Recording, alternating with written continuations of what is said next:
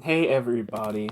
This is a recording of a piece by Detlev Claussen. First, I'm gonna read a little paragraph long biography on Detlev Claussen from the Radical Philosophy website before reading the essay. Detlev Claussen, born 1948, is Professor Emeritus of Social Theory, Culture, and Sociology at Leibniz Universität Hannover. In the mid-60s, he moved to Frankfurt to study with Theodor W. Adorno and Max Horkheimer, where he was actively involved in the protest movements associated with the political upheavals of 1968. In the 70s, Claussen worked as Oscar Necht's assistant, with whom he shared the common project of opening up new avenues for critical theory without renouncing the thought of their intellectual mentors.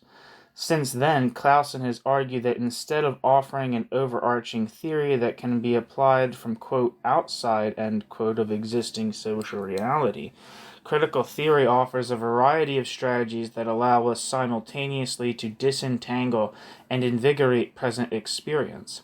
Claussen has written on a wide range of themes, including social theory, psychoanalysis, the sociology of science and culture, as well as antisemitism, the topic of the thing that I'll be reading, racism, nationalism, and migration.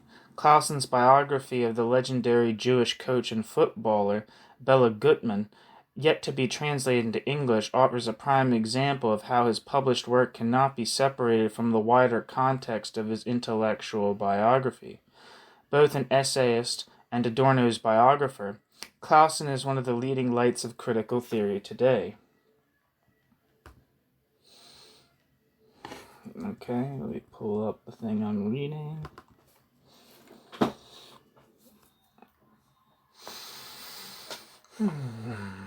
My parents are listening to or watching the Macy's Thanksgiving Day Parade and enjoying the festivities, and I am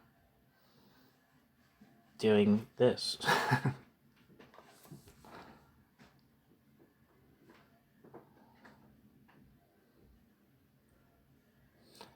This is from Antisemitism and the Constitution of Sociology, edited and with an introduction by Marcel Stoetzler. Okay, let me go to the table of contents.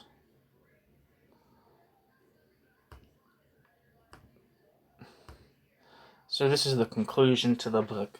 The essay is titled The Dialectic of Social Science and Worldview.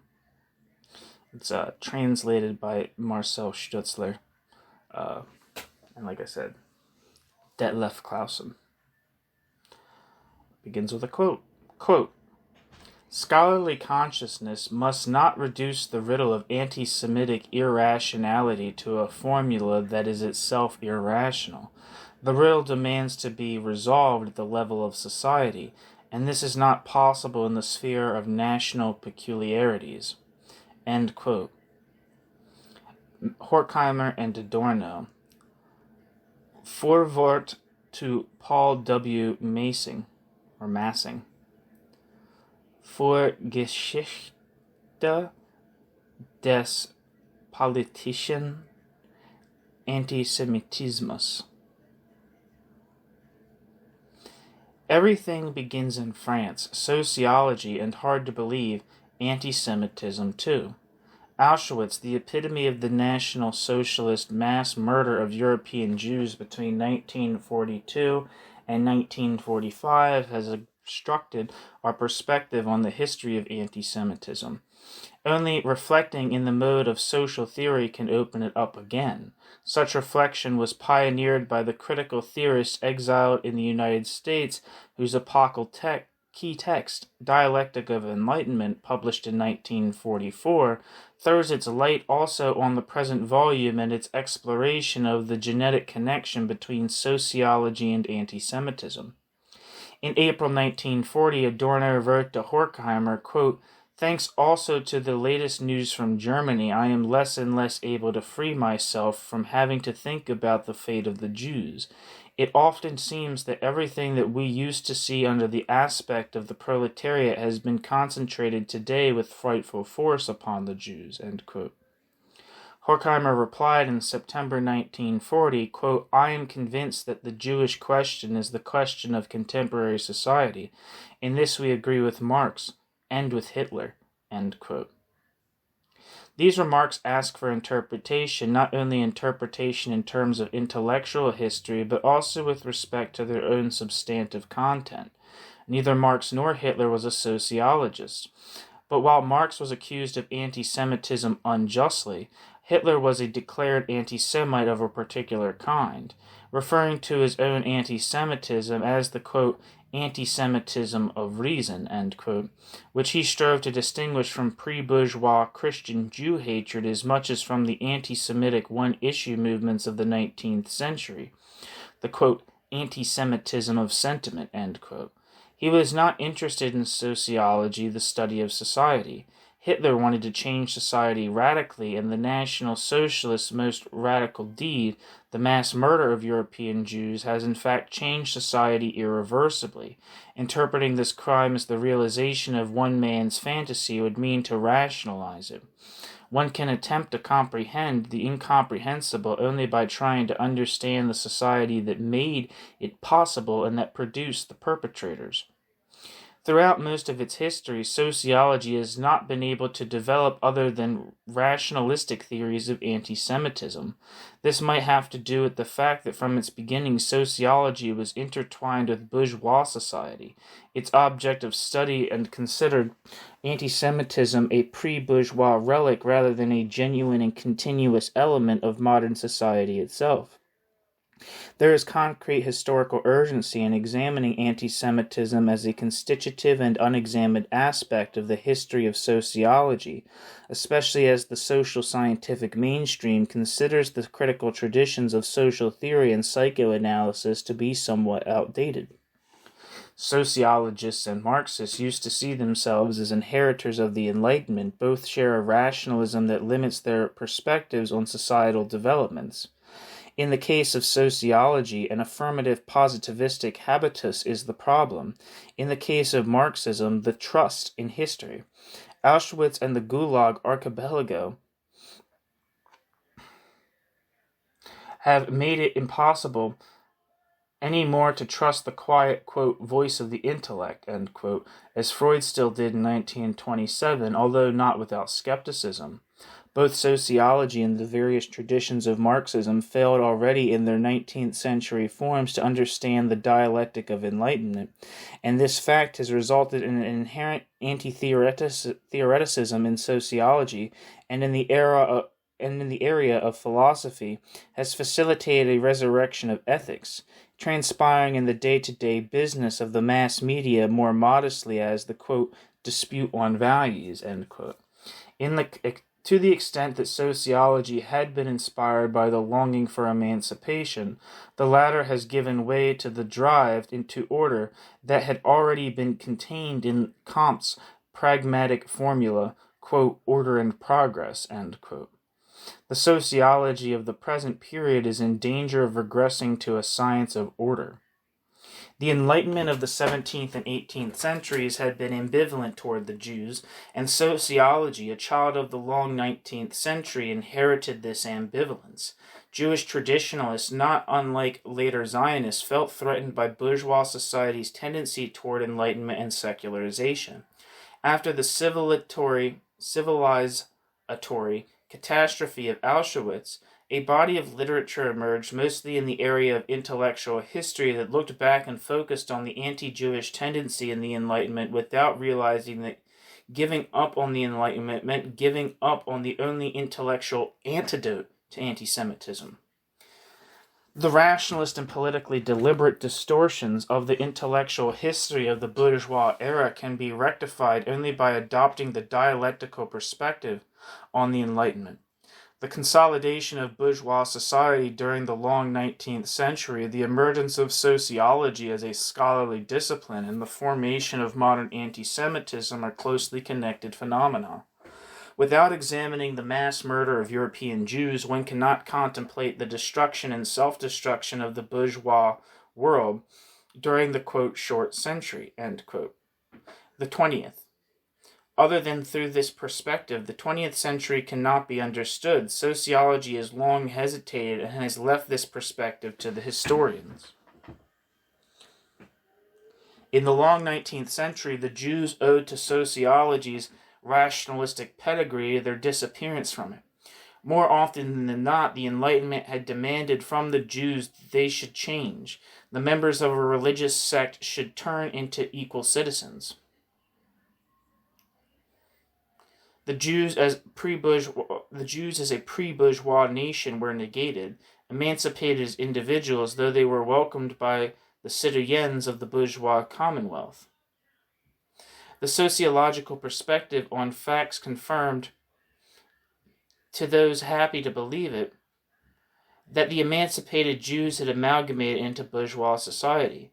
The anti-Semitic perspective, though, saw Jews everywhere, in their disguised form as secularized moderns and undisguised as an immigrant flood from the East. While the early sociologists prided themselves of their scientificity, the first modern anti-Semites spoke the language of realism. As the present volume shows, both competed at the end of the long century, especially in Germany and France, for the mantle of value-neutral objectivity. Still, throughout the, quote, short century, end quote, the anti-Semitic argumentation was weakened by its focus on denouncing anti-Semitism and subsequently also racism for lacking scientificity rather than taking the opportunity to reflect critically on its own rationalistic scientism. The so-called scientific socialism followed bourgeois rationalism on the path of credulity towards science. Anti-Semitism appeared to be a dated prejudice that would best be refuted through the accumulation of facts. The famous formula of anti-Semitism as the, quote, socialism of fools, end quote, is expressive of this rationalist context that tried to get at the anti-Semites in terms of a practical political sociology. Insufficient, though, as the Marxist rationalism of the period of the Second International might seem today, one must acknowledge that it challenged anti-Semitism as a political phenomenon and recognized it as a problem of political practice. Early French sociology, by contrast, aimed to emancipate itself from the political philosophy of the early socialists that carried a significant anti-Semitic heritage. This can be seen in the figure of Auguste Comte, who lived from 1798 to 1857, who in his younger days had been the private secretary of Saint-Simon. The Jews were no topic for Comte.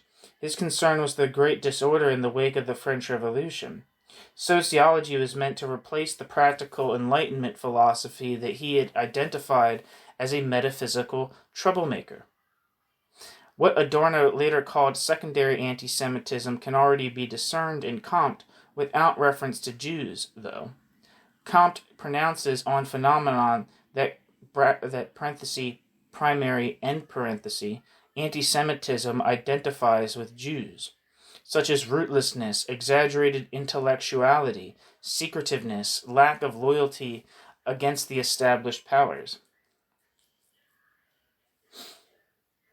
These are the core themes of the Dreyfus Affair, during which Emile Durkheim, who lived from 1858 to 1917, clearly acted as a Dreyfusard.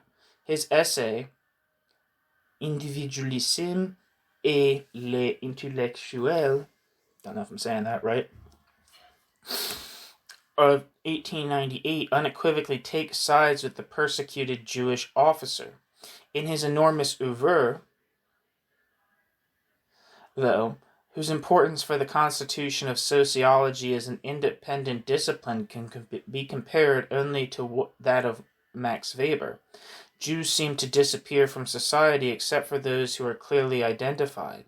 Durkheim turns all social relationships that he examines into spiritual facts to be treated without sentiment and prejudice as things. His partisanship for Dreyfus contradicts his theoretical Trotskyism, which prioritizes conscience collective over individualism.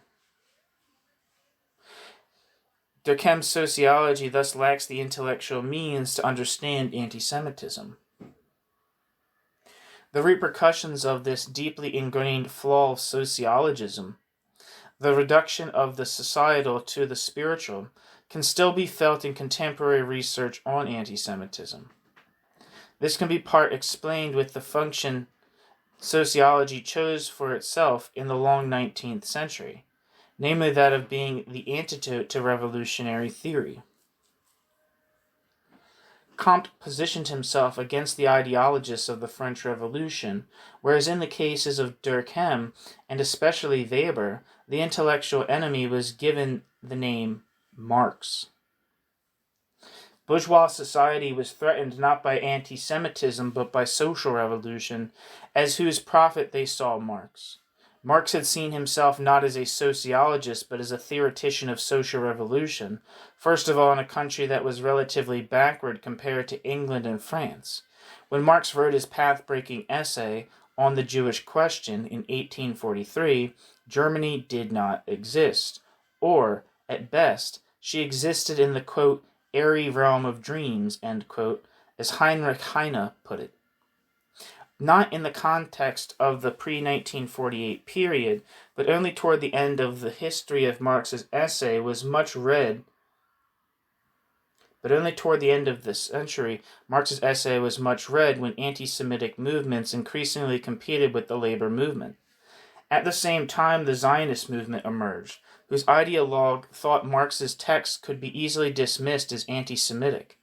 It was then ignored that Marx's text constituted a critique of the left Hegelian Bruno Bauer, who represented an actual anti-Semitism avant lettres within the German democratic pre-1948 movement, trying to displace the responsibility for emancipation onto the Jews themselves rather than seeing it as a question of social change. Before 1848, in backward Germany, at the top of the agenda was still bourgeois revolution. Civic discrimination against the Jews was a pre-bourgeois everyday reality.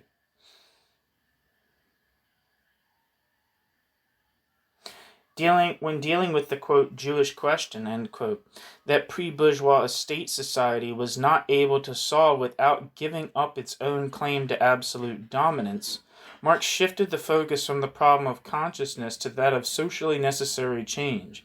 A secular bourgeois society should replace the Christian state. The weakness of Marx's text lies in its abstract character, not in its allegedly being directed against actual Jews, as many subsequent misinterpretations claimed. In his letter of 1940, Max Horkheimer reminded Adorno that Marx's essay on the Jewish question posits the question about the good society, a question that was as urgent in the middle of the short century, the 20th century, as it had been in the 1840s. The fortune of bourgeois society can be read off the fortune of the Jews. Both are doomed. The sociology of the past 100 years considered the Jewish question outdated, a matter of history. Not so the anti-Semites. The conjuring up of the Jewish danger had the function of designating a group who could be held personally liable for an anonymous bourgeois society's proneness to crisis. The French anti-Semites of the 19th century are as much a post-revolutionary phenomenon as is the sociology of Comte and Durkheim. Durkheim, who carefully studied Germany after 1871, is additionally concerned with the competition offered by the young German nation-state. The growth of the anti-Semitic movements in continental Europe in the last third of the 19th century is indeed connected to that of nationalism, which was as absent from classical sociology as were anti-Semitism, racism, and colonialism. One of the reasons for this negligence is that when nationalism and anti-Semitism were taken seriously at all, they were considered to be ideologies and not forms of social praxis. This misconception is based on a model rooted in deformed Enlightenment thinking, the engineer's model. You first make a plan, then you put it into operation. Sociological theorizing has a tendency to rationalize anti-Semitic explanations of anti-Jewish violence as spiritual entities rather than recognizing them as legitimations of verbal and physical violence against Jews. The intellectual phenomenon that accompanied anti-Semitic violence, the intellectual phenomenon that accompanied anti-Semitic violence should be understood as a worldview that legitimizes rather than causes the violence, a depraved form of superstition, and that at the end of the long century presented itself in the scientific form of that zeitgeist then demanded. Like an empirical social researcher, the anti-Semite bases his discourse on an accumulation of facts which he then categorizes in keeping with his worldview. Marcel Stoetzler, using a formulation of Reinhard Rupp,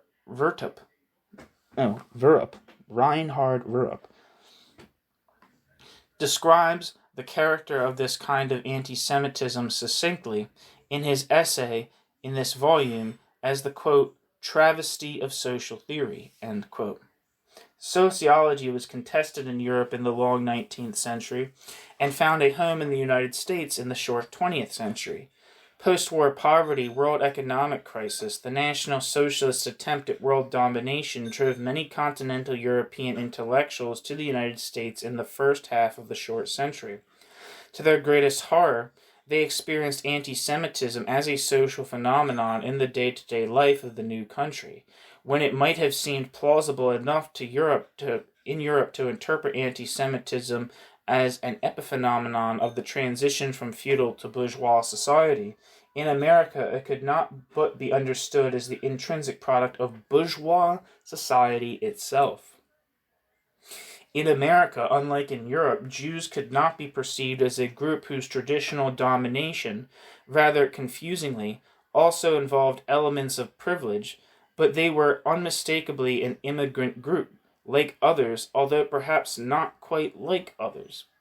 The American experience of the exiled scholars showed bourgeois society as a whole in a new light. It appeared as a genuinely anti-Semitic society.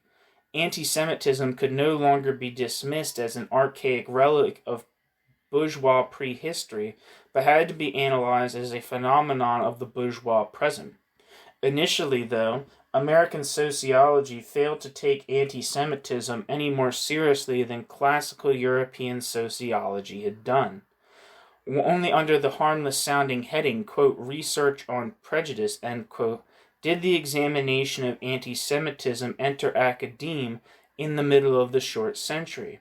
The series Studies in Prejudice that Horkheimer helped organize achieved the breakthrough, and next to the more dominant race question, the Jewish question became an object of serious social scientific research, culminating in 1951 in the authoritarian personality.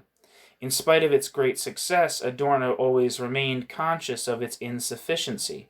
He continued to reference Dialectic of Enlightenment because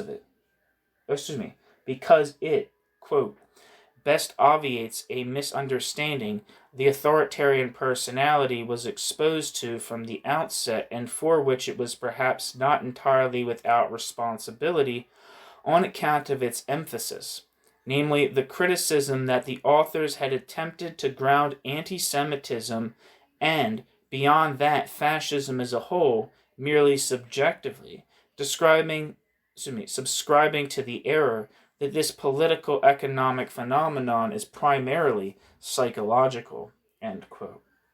Adorno. By contrast, elements of anti-Semitism in Dialectic of Enlightenment, elements of anti-Semitism being a section in the Dialectic of Enlightenment, quote, theoretically shifted racial prejudice into the context of objectively oriented critical theory of society, end quote. Adorno. Within the discipline of sociology, interest in a critical theory that is directed at the objective, while relying on the mediation by an analytically oriented social psychology, seem to be diminishing, while the latter does not currently seem to be a central concern of the discipline of psychology either. In the dispute of the faculties, antisemitism seems to become, in theory and empirically, an object distorted by disciplinary divisions. The continued existence of anti-Semitism after Auschwitz, even its universalization in a globalized world, urgently demands sociological historical reflection, though, on the demise of bourgeois society, its urgency becomes evident when, after only cursory comparison of 19th century France, Germany, and the United States to the present, the memory politics that emerged at the end of the short century have imprisoned historical studies again in the paradigm of nationalist historiography, from which critical social theories attempt at mediating objective theory with analytic social psychology had liberated it. Looking back again at the genesis of sociology and modern anti-Semitism can serve as a step toward the self-reflection and self-clarification among the dispersed scholarly disciplines that is necessary in order to face the object, anti-Semitic practice, and the worldviews that accompany it. Thanks for listening.